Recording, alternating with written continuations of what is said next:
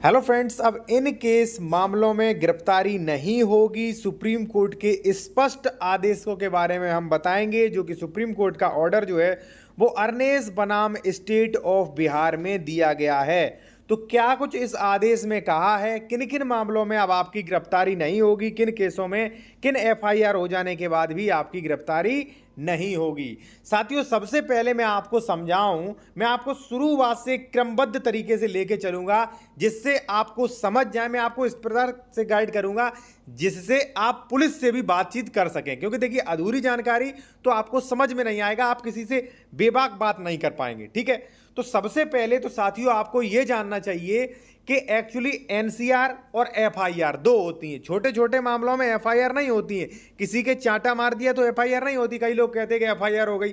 पहले भाई ये सीख लीजिए कि किन मामलों में एनसीआर हो रही है, किन मामलों में एफआईआर हो रही है। साथियों, सीआरपीसी की धारा 2 जो है उसमें दो कैटेगरी के अपराध दिए गए हैं। एक तो किया गया है यानी कि संज्ञेय अपराध, यानी कि कॉग्निजेबल ऑफेंस, ध्यान रखना, यानी कि ऐसा अपराध जो गंभीर अपराध है। ठीक है। दूसरा दिया गया है असंज्ञेय अपराध, सीआरपीसी सेक्शन 2 में ही दिया गया है। ठीक है, सब सेक्शनों में डिवाइड किया गया है। अब असंज्ञेय अपराध साथियों वो होता है जिसमें जो है पुलिस आपको गिरफ्तार नहीं कर सकती है, जो कम गंभीर अपराध हो, असंज्ञेय अपराध। अब हम आपको समझाएंगे असंज्ञेय अपराध। सबसे पहले असंज्ञेय अपराध की समझ लीजिए कि क्या कुछ इसमें होता है, क्या पुलिस को राइट्स हैं। देखिए साथियों, असंज्ञेय अपराध वे अपराध होते हैं जिनमें 3 वर्ष से कम की सजा होती है। अब देखिए, आपने किसी को चांटा मार दिया, उसने 323 में एनसीआर दर्ज करवा दी। अब आपने देखा कि भाई हमारे खिलाफ तो एनसीआर दर्ज हो गई, तो वहां पे इसमें देखिए कि 323 में कितनी सजा है। जब आप गूगल सर्च करेंगे, आप नहीं जानते तो कोई दिक्कत नहीं, गूगल सर्च कर लीजिए। आपने देखा कि 2 वर्ष की सजा है, यानी कि 3 वर्ष से कम की है।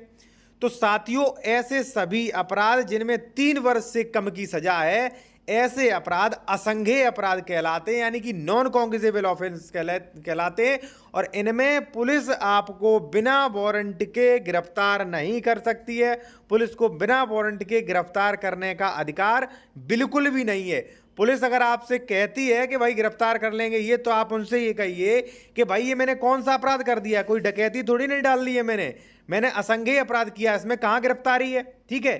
अब साथियों एक चीज और बताऊंगा मैं, यदि आप कोई कानूनी सलाह लेना चाहते हैं किसी मैटर पर बेहतर से बेहतर, तो आप ले सकते हैं। हमारा कॉन्टैक्ट नंबर आपको वीडियो के डिस्क्रिप्शन में मिल जाएगा। अब साथियों हो गया ये तो असंज्ञेय अपराध, कि आपने कोई ऐसा अपराध कर दिया जिसमें 3 वर्ष की सजा थी, तो मैंने आपको बता दिया, अब आप बच जाओगे। अब आपके मन में क्वेश्चन आ रहा होगा कि सर, अगर मान लीजिए हमने कोई ऐसा क्राइम कर दिया जिसमें 3 वर्ष की या 3 वर्ष से ऊपर की सजा है, तब क्या होगा, तब हम कैसे बच पाएंगे? उसमें भी आप बच जाओगे। कैसे बचोगे, चलो हम बताते हैं। ठीक है भाई, हम क्या बताते हैं, ये कानून में दिया गया है वो हम बता रहे हैं। अभी आपको मैं अरनेस बनाम स्टेट ऑफ बिहार वाला भी केस बताऊंगा जिसमें एसएचओ को जो है सजा हो गई थी, ठीक है, गलत गिरफ्तारी पे। तो देखिए इतना तो आपको समझ में आ गया असंज्ञेय अपराध। अब साथियों, संज्ञेय अपराध क्या होते हैं? संज्ञेय अपराध वो अपराध, गंभीर अपराध। अब गंभीर अपराध और संज्ञेय अपराध उन्हें माना गया है जिनमें या तो 3 वर्ष या 3 वर्ष से ऊपर की सजा है साथियों। ठीक है। अब यदि आपने किसी को मान लीजिए कुल्हाड़ी मार दी, ठीक है, मान लीजिए आप पे लग गई साथियों 324, ठीक है, जिसमें 3 वर्ष की सजा है, 324 लग गई आप पे। ठीक है। अब ये तो संज्ञेय अपराध है। अब आप सोचेंगे सर इसमें तो पुलिस गिरफ्तार करेगी। अब साथियों, सुप्रीम कोर्ट ने अरनेस बनाम स्टेट ऑफ बिहार में क्या कहा है कि भाई असंज्ञेय अपराध में तो पुलिस गिरफ्तार कर ही नहीं सकती है, ऐसे संज्ञेय अपराध। अब संज्ञेय अपराध को भी 2 कैटेगरी में बांट दिया है भाई। क्या बांट दिया गया? ऐसे अपराध साथियों जिनमें 3 वर्ष से 7 वर्ष तक का कारावास है, ठीक है, उनमें तो पुलिस आपको डायरेक्ट गिरफ्तारी नहीं करेगी। ठीक है। अब ऐसे कई अपराध आते हैं, 323, 504 हो गया जिसमें 3 वर्ष की सजा है, 324 हो गया जिसमें 3 वर्ष की सजा है। सीधे साथियों आप ये समझ लीजिए जिसमें 3 वर्ष और 7 वर्ष के बीच में सजा है। देखिए 3 वर्ष से ऊपर और 7 वर्ष से नीचे ऐसे संज्ञेय अपराध हैं, यानी कि ऐसा कोई गंभीर अपराध आपने किया है जिसमें आपने देखा, जैसे मान लीजिए आपने किसी को चांटा मारा, ठीक है, अब आपको एफआईआर हो गई, आपको सूचना मिली भाई एफआईआर हो गई, अब आप डर रहे हो, तो डरिए मत। आप ऐसा करिए, आप ऑनलाइन एफआईआर डाउनलोड करिए। एफआईआर में देखिए कि हमें कौन सी धाराएं लगी हैं। मान लीजिए 323, 324, 504 लगी है, तो साथियों वहां पर आप क्या करें, वहां पर ये देखिए कि इनमें कितनी सजा है। यदि इनमें 7 वर्ष से नीचे की सजा है तो भाई पुलिस आपको डायरेक्ट गिरफ्तार नहीं कर सकती है। अब आप कहोगे सर ये कहां लिखा गया है, तो आप CRPC 41 देखिए जाके, और केस का नाम मैं बता रहा हूं, अरनेस बनाम स्टेट ऑफ बिहार, देखिए जाके।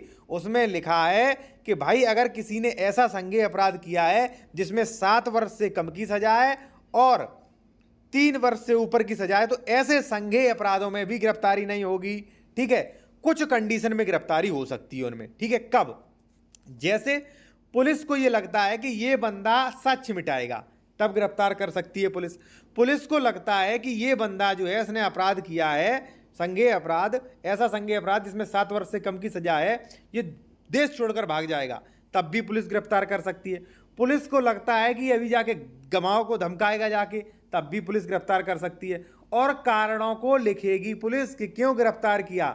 इसलिए पुलिस जो है बचती रहती है, ऐसे अपराधों में गिरफ्तार नहीं करती जिनमें 7 वर्ष से मान लीजिए कम का कारावास है, आपने ऐसे अपराध किए हैं। ठीक है, लेकिन हाँ कुछ कंडीशन में गिरफ्तार कर सकती है, वो मैं आपको बता चुका हूं। ठीक है, और उसमें भी उसने कहा है भाई सुप्रीम कोर्ट ने, आप CRPC 41A का नोटिस दीजिए और उसे बुलाइए। ठीक है, CRPC 41A का नोटिस देगी, उसके बाद बुलाइएगा उसे। ठीक है, थाने। अब मैं आपको एक अपवाद के बारे में और बता देता हूं। अब आप सोच रहे होगे, नहीं सोच रहे होगे तो सोच लीजिए। कई बार आपने सोचा होगा कि सर मारपीट हो जाती है, उसमें ही पुलिस मान लीजिए गिरफ्तार कर लेती है, अंदर कर देती है। मात्र कई बार गाली गलौज हो जाए, उसमें ही पुलिस गिरफ्तार कर लेती है।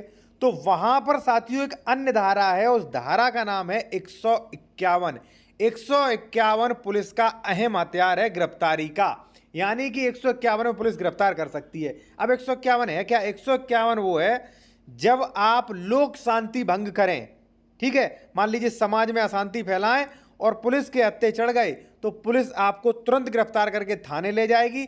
थाने में 24 घंटे के अंदर आपको जो भी उपखंड मजिस्ट्रेट SDM के सामने पेश करेगी, वहां से आपको 99% जमानत मिल जाएगी। 151 में गिरफ्तार कर सकती है। 151 मारपीट नहीं होती है, 151 होती है दो पक्षों में। मान लीजिए 151 क्या होता है? 151 होती है कि कहीं ये लोग संज्ञेय अपराध न कर दें, कोई गंभीर अपराध न कर दें, कहीं गोली न चल जाए, कहीं ये मारकाट न कर दें, इसलिए पहले ही रोकने के लिए 151 का कार्य करती है, तो उसमें गिरफ्तार कर लेती है। अब पुलिस 151 का दुरुपयोग कर दिया भाई, तुरंत गिरफ्तार कर लिया और थाने में ले जाके डाल दिया, फिर SDM कोर्ट में भेज दिया, वहां से आपको जमानत मिल जाती है। ठीक है, अब आप समझ गए कि ऐसे अपराध जिनमें 3 वर्ष से नीचे की सजा है, उनमें आपको कतई डरने की जरूरत नहीं। ऐसे अपराध किया है जिनमें 7 वर्ष से नीचे और 3 वर्ष से ऊपर है, उनमें साथियों आपको पुलिस नहीं गिरफ्तार कर सकती, कंडीशन है तभी गिरफ्तार करेगी। ठीक है, लेकिन आपने कोई ऐसा अपराध कर दिया जिसमें 7 वर्ष से अधिक का कारावास है, तो वहां पे पुलिस आपको तुरंत गिरफ्तार कर लेगी। ठीक है, वहां पे आप बच के रहिएगा, वहां पे आपको पुलिस जो है वो तुरंत अरेस्ट कर लेगी। उसके लिए कोई भी वारंट, कोई भी CRPC 41A के नोटिस की जरूरत नहीं है साथियों। ठीक है, और एक मैं चीज बता दूं कि अगर मान लीजिए आपने कोई कर भी दिया है अपराध, या मान लीजिए आपको झूठा फंसाया जा रहा है, तो उसके लिए भी प्रोविजन है साथियों, एंटीसिपेटरी बेल। आप अग्रिम जमानत ले सकते अगर आपको गिरफ्तारी की आशंका है तब। ठीक है, तो उसके लिए भी उपचार है। कानून में जहां पे क्राइम है वहां उपचार भी है। ठीक है, तो साथियों अगर आपको वीडियो अच्छा लगा हो तो लाइक करें, लोगों को शेयर करें और बेल आइकन दबा दें जिससे वीडियो के नोटिफिकेशन में आ जाए। और यदि आप कोई भी कानूनी सलाह लेना चाह रहे हैं, ठीक है, कोई भी डॉक्यूमेंट चेक करवाना चाह रहे हैं, उत्तर प्रदेश में प्रॉपर्टी खरीद रहे, डॉक्यूमेंट चेक करवाना, तो करवा सकते हैं। कॉन्टैक्ट नंबर वीडियो के डिस्क्रिप्शन में